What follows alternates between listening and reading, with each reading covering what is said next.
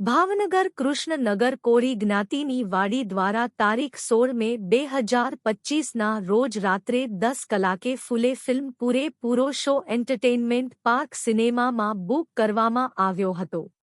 આ શો મનોરંજન માટે નહીં પરંતુ ઓબીસી મહામાનવ જ્યોતિબા ફૂલેની વિચારધારા કોળી ઓબીસીના લોકો જાણે તે માટે આ શો બુક કરવામાં આવ્યો હતો। આ એક ડોક્ટર બાબાસાહેબ આંબેડકરના અધૂરા કાર્ય પૂરા કરવા માટેનો મિશનરી શો હતો, જેમાં 242 ભાઈઓ બહેનો એ ઉત્સાહભેર ભાગ લીધો હતો, જેમાં બધાને ખૂબ મજા આવી હતી।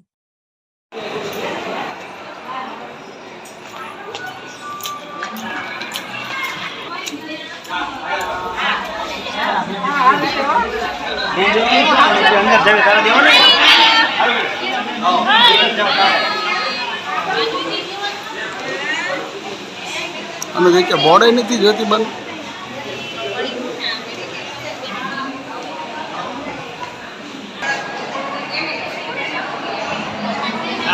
જય માતા જીતે નહીં એ નથી જ્યોતિબાનો ફૂલણ।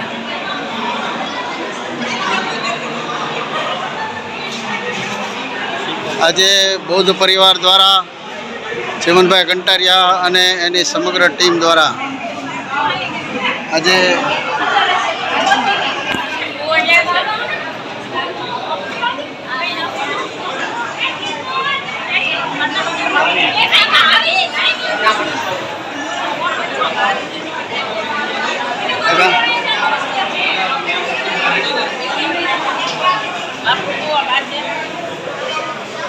જોજો ભાઈ આવું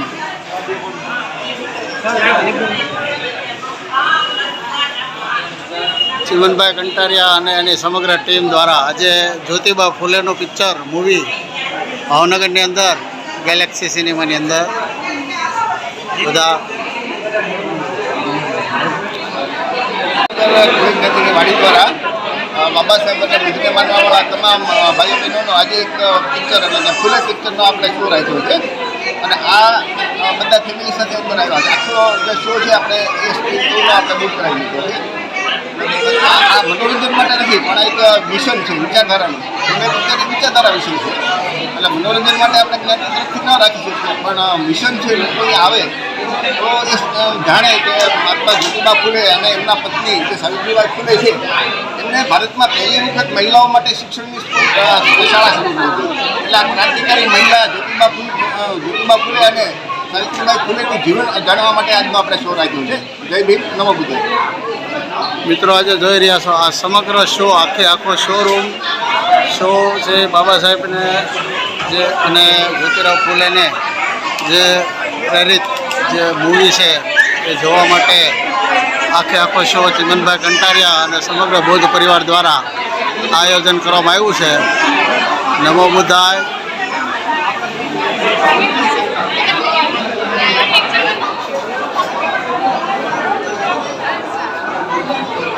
જય ભીમ, નમો બુદ્ધાય,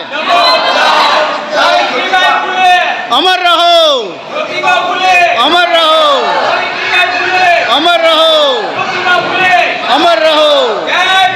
જય ભીમ, જય ભીમ, નમો બુદ્ધાય, નમો બુદ્ધાય।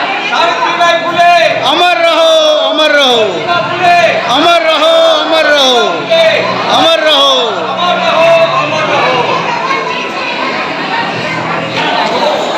મિત્રો આજે ભાવનગરની અંદર આખો શો સાવિત્રીબાઈ ફૂલેને બૌદ્ધ પરિવાર દ્વારા અહીંયા જે આયોજન કરવામાં આવ્યું છે આખો શો પેક કરી અને આખી ટિકિટ બુક કરેલી છે। નમો બુદ્ધાય, જય ભીમ। आज मुझे ये कहते हुए गर्व हो रहा है कि मेरी पहली शिष्या और मेरी पत्नी सावित्रीबाई फूले और मेरे दोस्त उस्मान शेख की बहन फातिमा शेख इस भारतवर्ष की पहली अध्यापिकाएं होंगी। अब से आपकी बेटियों को महिलाएं पढ़ाएंगी। हिंदू धर्म में स्त्री को दुर्गा, लक्ष्मी, सरस्वती कहा जाता है और ये कितनी दुख की बात है।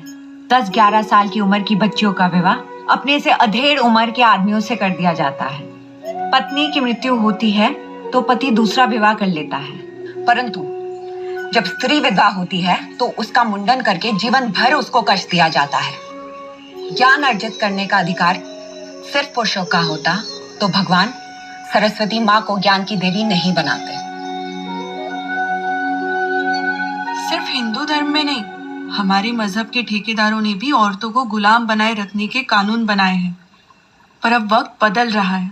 आज फ्रांस, ब्रिटेन, अमेरिका में औरतें अपनी आज़ादी के लिए लड़ रही है और कामयाब भी हो रही है। इसकी एक ही वजह है, तालीम।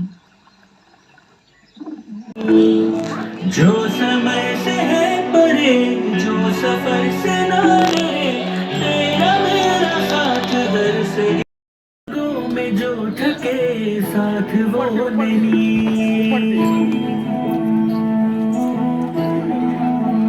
हमारी इनक्यूबेट हो रही थी, सिम्टम्स सब पता है। તમે બધાને પિક્ચર કેવું લાગ્યું? સારું લાગ્યું. મોટાભાગના તમારે તો જ્યોતિબા ફૂલે કે સાવિત્રીબાઈ ફૂલેને જાણતા જ નહીં હોય. કોઈ જાણો છો? તો આ મહિલાઓ માટે પહેલી વખત એમણે શિક્ષણ શરૂ કર્યું હતું ભારતમાં. આ મહિલાઓને જે કંઈ શિક્ષણ નહીં, એ પહેલાં કોઈ પણ સ્ત્રીઓને અહીંયા શિક્ષણનો હક જ નહોતો. અને એ જે ધર્મના નામે જે ભેદભાવ થતો હતો, ઊંચી જાતિ નીચી જાતિના ભણવાનો હક નહોતો, તો એ સાવિત્રીબાઈ ફૂલે અને જ્યોતિબા ફૂલે શરૂ કર્યું. તો તમારા લોકો મને કે તમારા આમાંથી મોટાભાગના તમે કયા સમાજના છો? બધા કોળી છે.